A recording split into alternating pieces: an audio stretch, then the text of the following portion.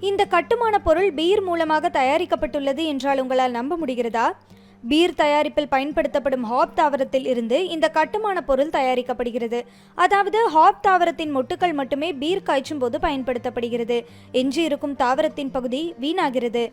ஆனால் பவேரியாவில் உள்ள பல்கலைக்கழக மாணவர்கள் விவசாயிகளிடமிருந்து இந்த ஹாப் தாவரத்தின் மிச்சமுள்ள பகுதியை சேகரித்து அதிலிருந்து கட்டுமான பொருள் தயாரிக்கும் பணியை மேற்கொள்கின்றனர்.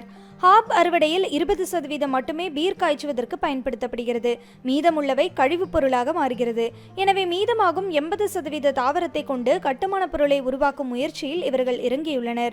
வழக்கமான கட்டுமான பொருட்களுக்கு இது ஒரு நிலையான மாற்றாக அமைகிறது.